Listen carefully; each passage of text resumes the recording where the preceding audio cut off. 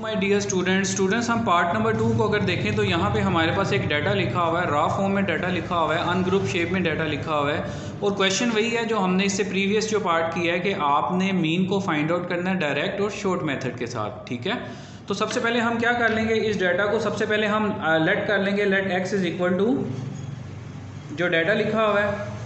अच्छा, यहाँ पे एक स्टेप जो है मैं यहाँ पे नहीं कर रहा, आप इसको ऐड ऑन कर सकते हैं कि आप सबसे पहले यहाँ पे लिख दें कि अरेंजिंग दी वैल्यूज़। ठीक है, यहाँ arranging the data, arranging the ungroup data, आप कुछ भी लिख सकते हैं। मैं यहाँ पे simple let x is equal to और मैं इसे अरेंज करके लिख रहा हूँ। ठीक है, तो आप लोगों ने अरेंज जो है वो असेंडिंग ऑर्डर में करना है। सबसे पहले 1 है तो आपने 1 लिख देना है। 1 के बाद अगर हम देखें तो 1, 2 और 3 जो है वो कितनी दफ़ा है, 3 दफ़ा है, तो 3 यहाँ पे 3 दफ़ा आ जाएगा। देन अगर आगे हम चले तो 5 है, 5 कितनी दफ़ा है, 1, 2, 3, 4 दफ़ा है, तो इसको हम कितनी दफ़ा लिख लेंगे, 4 दफ़ा लिख लेंगे, 1, 2, 3 एंड 4। अब अगर हम इसके बाद देखें 5 के बाद अगर हम देखें तो हमारे पास 7 है, कितनी दफ़ा है 7, हमारे पास 2 दफ़ा है, तो हम 7 को जो है कितनी दफ़ा लिख लेंगे, 2 दफ़ा लिख लेंगे। अब हम लोगों ने यहाँ पे क्या चीज़ फाइंड करनी है, मीन फाइंड आउट करना है हमने डायरेक्ट मेथड के साथ। तो हम जो यहाँ पे आप सिंपल लिख देंगे, फार्मूला लिख देंगे मीन का कि एक्स बार जो है डायरेक्ट मेथड के साथ, आप जिस मेथड से क्वेश्चन को सोल्व कर रहे हैं आपने उसका हवाला जो है वो ज़रूर देना है। ठीक है, अब एक्स बार किसके इक्वल होता है, समेशन एक्स ओवर एन के। ठीक है, एन क्या है, हमारा नंबर ऑफ़ वैल्यूज़, और समेशन एक्स क्या है, हमारा जो रॉ डाटा के अंदर जो एक्स लिखा हुआ है उसको प्लस करके जो वैल्यू आ रही है वो हमारी आ रही है समेशन एक्स। तो यहाँ पे सिंपल अब हम लिख देंगे समेशन एक्स की जगह पे क्या लिख देंगे, हमारे पास जो डाटा है उस सब को हमने प्लस करना है, तो उस सब के दरमियान क्या आ जाएगा, प्लस का साइन आ जाएगा। आपने डाटा जो है बहुत ध्यान से लिखना है। जो स्टैटिस्टिक्स और प्रोबेबिलिटी जो है, डाटा हैंडलिंग जो है, उसमें सबसे मोस्ट इम्पॉर्टेंट जो चीज़ होती है वो है आप लोगों का फोकस। ठीक है, वैसे तो हर चीज़ में ही फोकस जो है वो मोस्ट इम्पॉर्टेंट होता है, लेकिन इन क्वेश्चंस में फोकस इसलिए ज़रूरी है कि ये क्वेश्चंस आगे जाके लेंथी होंगे और अगर एक भी मिस्टेक हो तो आपकी आधे घंटे की, पौने घंटे की मेहनत जो है वो ज़ाया हो जाएगी। तो आप लोगों ने बहुत ध्यान से मेरे बच्चों इनको सोल्व करना है। आप नंबर ऑफ़ वैल्यूज़ कितनी है हमारे पास, 1, 2, 3, 4, 5, 6, 7, 8, 9, 10 नंबर ऑफ़ वैल्यूज़ हमारे पास हैं 10।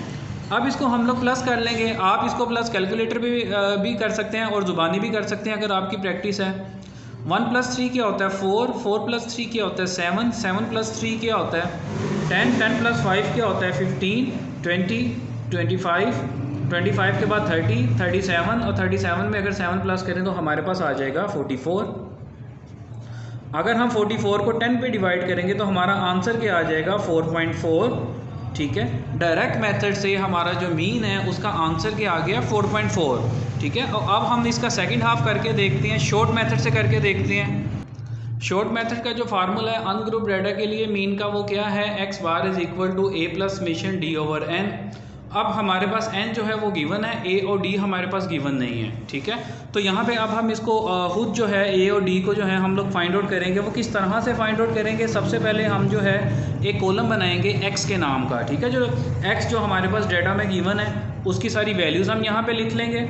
वो हमारे पास क्या है, सबसे पहले 1 है, फिर हमारे पास क्या है 3 है। 3 जो है वो कितनी दफ़ा है, 3 दफ़ा लिखा हुआ है, तो जितनी दफ़ा आपके पास लिखा हुआ है आपने उसको एज इट इज़ जो है वो यहाँ पे डाटे की शक्ल में उतार लेना है। 1, 2, 3, 4 टाइम जो है वो 5 था और 7 जो है वो कितनी दफ़ा है, 2 दफ़ा है, तो यहाँ पे आ जाएगा 7। ठीक है, अब ये x वाला कॉलम जो है वो हमने लिख लिया है। ठीक है, ये हमने कोई अपने पास से नहीं लिखा, हमें क्वेश्चन में गिवन था, वो हम लोगों ने एज इट इज़ लिख लिया। अब हम लोगों ने फाइंड आउट करना है d। ठीक है, क्योंकि जब d हमारे पास आएगा तो ही उसको प्लस करेंगे तो हमारे पास समेशन d आएगा।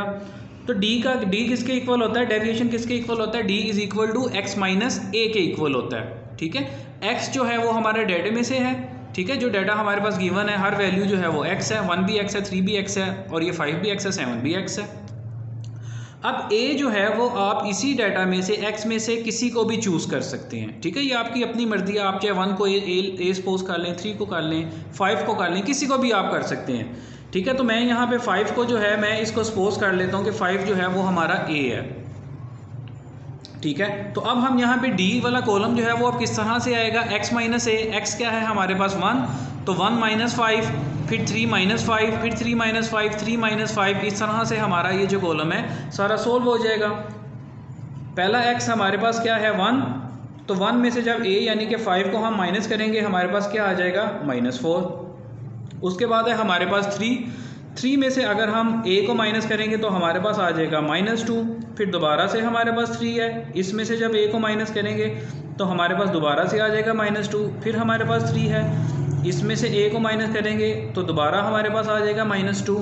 अब यहाँ पे लिखा हुआ है 5 को बेशक हम लोगों ने a सपोज किया हुआ है, लेकिन 5 जो है वो x भी तो है, तो x में से a माइनस होगा तो यहाँ पे क्या आ जाएगा 5 - 5 आ जाएगा। वो अब किसके इक्वल होता है, 0 के इक्वल होता है। देन अगर हम आगे मूव करें तो 5 - 5, तो यहाँ पे हम लोग क्या लिख देंगे 5 - 5 लिख देंगे, ठीक है। 5 - 5 किसके इक्वल होता है, 0 के इक्वल होता है। अब दोबारा से हम लोग यहाँ पे 5 - 5 लिख देंगे, 5 - 5 किसके इक्वल होता है, 0 के इक्वल होता है। देन अगेन 5 - 5, ये किसके इक्वल होता है, 0 के इक्वल होता है। देन 7 - 5, 7 - 5 क्या होता है 2।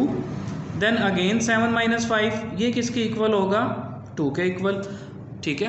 अब ये हमारे पास डी वाला कॉलम आ गया, ठीक है। तो डी वाले कॉलम को अगर हम प्लस करेंगे तो हमारे पास क्या आ जाएगा, समेशन डी, ठीक है।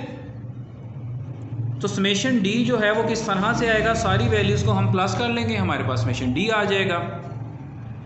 अब इसको मैं करने का ईजी करने का मेथड ये है कि पहले प्लस वाली जो वैल्यूज़ हैं उनको प्लस कर लें, देन माइनस वाली वैल्यूज़ को कर दें। अगर हम 2 में 2 प्लस करें तो 4 के बाद अगर हम देखें तो कोई भी वैल्यू ऐसी नहीं है कि जो प्लस में है, ठीक है। तो 4 में से अगर हम -2 करेंगे तो रिमेनिंग 2 रह जाएगा। फिर उस 2 में से अगर -2 करेंगे तो हमारे पास 0 रह जाएगा। पीछे हमारे पास -4 और -2 जो है वो रहेगा। तो हमारे पास यहाँ पे आंसर क्या आ जाएगा, समेशन डी क्या आ जाएगा, हमारे पास -6 आ जाएगा, ठीक है। अब हमारे पास समेशन डी आ गया। अगर आप लोगों को इस तरह से प्लस करने में कोई डिफ़िकल्टी है तो आप इसको कैलकुलेटर के ऊपर भी सोल्व कर सकते हैं। अब जो फार्मूला है हमारे पास क्या लिखा हुआ है कि a plus summation d over m, तो इसी फार्मूले के अंदर हम लोगों ने जो है वैल्यूज़ को पुट कर देना है। a क्या है हमारा 5 है, ठीक है, तो a की जगह पे 5 आ जाएगा, प्लस समेशन d क्या है हमारा -6, ठीक है, और n क्या है हमारा 10। तो अब यहाँ पे क्या आ जाएगा 5 प्लस माइनस 6 ओवर 10। जब इसका हम एलसीएम फाइंड आउट करेंगे तो हमारे पास एलसीएम क्या आ जाएगा 10, यहाँ पे हमारे पास क्या आ जाएगा 50 - 6। 50 में से अगर हम 6 को माइनस करें तो हमारे पास क्या आ जाता है 44, और नीचे क्या आ जाएगा 10। और अगर 44 को अगर हम 10 पे डिवाइड करें तो हमारे पास लास्ट में आंसर क्या आ जाएगा 4.4। अब आप देखिए कि हम लोगों ने जो शॉर्ट मेथड के साथ जो मीन को फाइंड आउट किया है तो हमारे पास आंसर क्या आ गया है 4.4, ठीक है।